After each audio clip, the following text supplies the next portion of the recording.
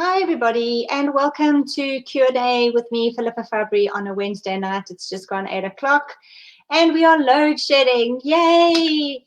So, yeah, you've got me in the half sort of light here. But anyway, we plod along. It is Q&A, and this is your opportunity to fire questions at me. I have a couple that people have very kindly sent through, which I'm going to go through. But I also want, if anybody wants to send through anything that is related or relevant to your child, this is your opportunity to send through. So I'm very excited to be here with you. This is my first Q&A for the year, and I'm broadcasting from my home in St. Francis Bay. I've got a home in St. Francis Bay that we pop down to every now and again. So please let me know where you're watching from or where you are from. It's lovely to have you keeping me company this evening. The main theme or the main topic for this evening is communication. The questions that have come through to me have to do with helping your child dealing with things like anger, anxiety, in sort of uncertainty with regards to school. And I think if you really wrap all of those issues up into a bundle, the common factor there is communication. But we're going to deal with each of those questions. So yeah, I just wanted to welcome you all and to introduce myself. I'm an education consultant in private practice. I do assessments. I help children with their online learning. If any of them are doing online learning at the moment, I help them to sort of navigate the platform that they might be on, whatever school or virtual school they might be working through. Some kids really struggle with their organizational skills and their sort of general screen behavior and being able to remain on task, being able to remember things. We're not all, we can't all be brilliant at all of these things, but I help parents, I help children, and often I consult with schools as well to see how they can help and serve the children a lot better. So yes, I'm going to start off with this evening. I got a question from Tessa Bircher. Thanks, Tessa, for your question. She was wanting to know how to help her 11-year-old with anger issues. And I think with any kind of emotional issues where a child is unable to manage or control those emotions, the most important thing to remember is, why is that emotion happening? So what is the trigger? I mean, you think about us, you think about what makes us angry. All of a sudden, it could be something that happens immediately. We fly off the handle and we react. It could also be something that's been brewing for a time, and all of a sudden, there's just one more thing that happens and we explode, or we fly off the handle. So kids are exactly the same. So there's a reason why that anger is happening. Is it something that is underlying? Is it something that sort of sends them off on a bit of a tantrum? Is it immediate? Or there's generally a cause. So again, communication. I'm going to say that, when it happens, you can't fuel the fire. You've really just got to be there to help, listen, but you can't fly off the handle or act in an angry way because they're angry. You kind of have to back off, let them calm down, let them sort of get over their episode, and then go to them and say, okay, what was that all about? Let's see how we could have done that better. What was the issue? Hi from Polokwane. I can't see who you are, Facebook user, but lovely to have you from Polokwane, Limpopo. Yes, so that's the main issue with anger. You've got to know what is the trigger. Don't add fuel to the fire. They are obviously battling with something. They need to offload. Let them offload. Let them understand that anger is a normal emotion, but it's how we deal with that emotion. So anger is quite normal. We can be angry. We can go into our room and we can be angry, but we can't take it out on somebody physically, or we can't hurt other people with our words. But anger is a normal reaction. So as a parent, we need to just be there to listen and see how we can help. The other issue was anxiety. So I got a question from Karen Hanekom. She was asking about a 16-year-old daughter who's battling with anxiety. She also has bipolar, and this is having obviously an issue, or there was an issue with bipolar and anxiety, the comorbidity between the two. So again, I would say communication is key. So with bipolar, there's normally ups and downs. Bipolar is not a flat profile. There's normally highs and lows that happen with bipolar. There'll be times that they're extremely happy and things are going well and they're quite full of energy, manic, they're full of the joys of life, and then all of a sudden there'll be a dip and the opposite will happen, and they'll sort of generally fall into sort of despair. There's this feeling of being overwhelmed. There might be depression, there might be anxiety, and all of those things. So again, we need to just manage that. We need to understand, is there a trigger that triggered the anxiety? How do we best help our kids? Anxiety is also a normal emotion, just like anxiety is, just like anger is, but it's how you deal with those emotions. I think at the age of 16, if it's a chronic anxiety, then, you know, generally you could speak to your GP and you could possibly try and get some medication to help when those episodes happen.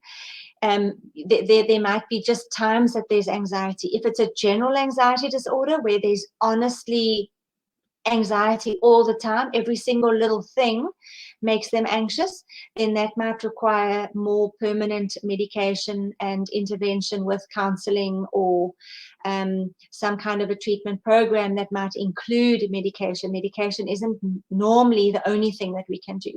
So I think as a 16-year-old, I think cognitive behavior therapy can be very helpful, being able to go to somebody and talk and try and understand yourself, understand your anxiety, what causes it, what are the triggers, and how best to manage that anxiety, so that you can get on with your life and it doesn't become something that really just causes you it sort of immobilizes you so that you can't get on with your life. The other issue was also Nell Louise Pollock. I hope I got your name right. Your question was to do with anxiety for a grade 11 child and dealing with university applications. So obviously, this is a child who finished grade 11 last year. And now is wanting, you normally use your grade 11 results to apply for university, and obviously there's anxiety there with applying to university, and what if my marks aren't good enough, or there's all those kind of things. Specifically children in grade 11 and 12 this year, I have a lot of sympathy for them, because with this COVID-19 and the closing and starting of schools, there's all this ups and downs and absolute uncertainty and disruption. And I really do feel for parents. I really do feel for students. And I think that the most, there was a question which I'm going to get to just now, but it also has to do with just being prepared. Honestly, that's the best thing you can do, is just be prepared. Worst case scenario, make sure that you are ready for worst case scenario. Be prepared. All right, Heidi Maggot and Adele Langley and Aura Leonie Hendricks, your question had to do with schools, online schools, and whether schools are going to close again. So I can't look into my crystal ball and tell you, yes, schools are going to close in May or whatever it is. I know, and I've heard and I've read that there is going to be a third wave. It's on its way. We don't know exactly when it's going to be, but they're predicting it'll be during the winter season. So I think, and my gut tells me that, yes, schools probably will have to close for a while. And I think in terms of that, you really need to just prepare your children for that. So make sure that they are keeping up with their work, that they aren't getting left behind.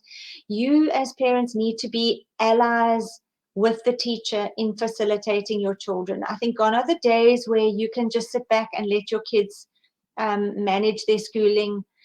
We have to be that third wheel, that third part of the triangle. The teacher and the school are doing their part, the child has to do their part, and us as parents need to be doing our part as well. We cannot sit back, hands off, and expect everything to just continue without any issues. I think for you as parents, you need to make sure you know when those tests are due, when those projects are due. Get yourself a calendar. Make sure that all those dates are on a planner so that you and your child know when there are things due. And you can facilitate those sort of responsibilities, because I guarantee if kids are overwhelmed and if they do start falling behind and if they do start feeling like they are drowning, it will affect them emotionally. And somebody who's drowning is not going to be able to deliver or to produce anything worthwhile. So really, I'm pleading to you as a teacher and as a parent myself, we need to be more involved now. We had that opportunity when we were all homeschooling our kids last year. We had a glimpse as to what kind of learner our child is. If you know that your child struggles with their time management, their organizational skills, their concentration, their attention span, and all that kind of thing, if you know that that's what they struggle with, then help wherever you can. If your child is an academic and is flying through school without any problems, you're lucky. Because there will be opportunities and there will be times where your child might be struggling, and they're not going to come to you necessarily and say, "Hey, mom, I'm struggling. Can you help me with this?" They're just going to you will just maybe get a note from the teacher saying, "Oi, so-and-so hasn't handed in their project, or this hasn't been done, or they haven't passed that test," or whatever it is. But make sure that you're on the ball, and that you're not part of the problem. You need to be with your child and looking ahead, because we don't know what's going to happen in 3 months' time, 4 months' time. So let's keep going. Let's keep the balls in the air and make sure that you know what's going on with your children at school.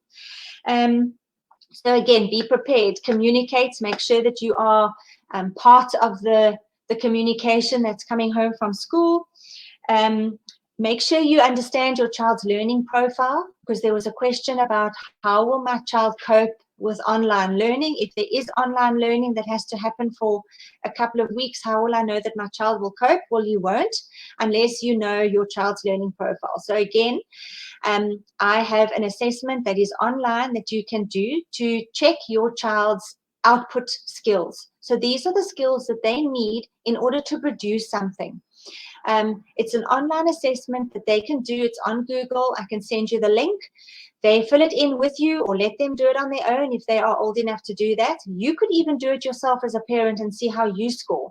But it assesses all kinds of things like time management, organizational skills, being able to produce work, think of ideas, being able to write and express yourself correctly, all those skills that are needed when you are having to do something and be productive. So if you are wanting to have that test, if you'd like me to send you the link, stick a comment or put your email address in the comments, and I can send that to you. It will take you about 5-10 minutes to do, and then I'll follow it up with a little report, and we can see which areas you might need a bit of assistance with. But that's to do with output. So I don't know if there are any other questions. I've come to the end of mine. I think I've dealt with everything that has come through. There was also a question about teaching kids with autism or high-functioning autism in the classroom. Can they manage in a mainstream classroom? That came from Kelly van Vliet. I know she's a pre-primary teacher. And I think the answer there, Kelly, is it really does depend on the child.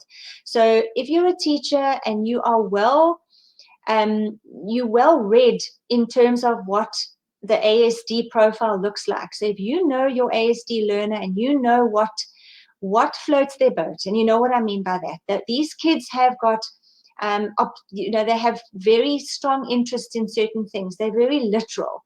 They're very good at following the rules. They don't deviate from the rules. They're very black and white. They take things at face value. What you see is what you get. There's no sort of underlying issues going on there. What you see is what you get with these kiddies. So I think you really have to understand the autistic profile really well in order to know, are they going to cope in your classroom or not? Because I think as a teacher, if you can reach that child, they will do anything for you. You need to build that relationship. You need to, if they are crazy about trains, you need to be crazy about trains and teach them through that. If they love bridges, you need to love bridges. So make your maths about the bridge, or make your reading stories about trains, or anything like that, that once you've got them, you've got that hook, they will be loyal to you for life until they move on to the next teacher. Tracy Patter, please send the link for the test. I'll do that. Also, Desiree is asking, Debbie is asking. Okay, any other questions, guys? I didn't want to be longer than 15 minutes. So I'm going to sign off now if there aren't any more questions. Also, if there are other topics that you would like to hear from, next week will be a longer webinar from me. We go from 8 till 8:45. Hopefully I'll have a guest on with me, and we'll talk about something in more depth. Last week, if you've had a look, we had a chat about scholastic assessments and what happens with a intellectual assessment. Tamron Jenkins was with me on the webinar, and we spoke in depth about when to send your child for a scholastic assessment, what happens during that assessment, and then how to read the report afterwards. So we had lots of interaction last week, and it was so nice to have Tamron on with me. So next week I'll have a guest on with me again. We're not too sure what we're going to be talking about, but this is why I need you guys to tell me what it is that you'd like us to do. Would you like me to do something on autism? Would you like me to do something on ADHD? Would you like me to do something on anger, anxiety, anything? You guys need to tell me what you are wanting me to do, and then we will do that next week. 8 o'clock every Wednesday, there'll be something from me. All right, so guys, I'm going to sign off. It's been awesome, and thank you so much for watching and for sending your questions through and your email addresses. I'm going to send that Google link to you tomorrow morning. But thanks so much for watching. Have a great evening, and we'll see you next Wednesday. Thank you so much. Bye-bye.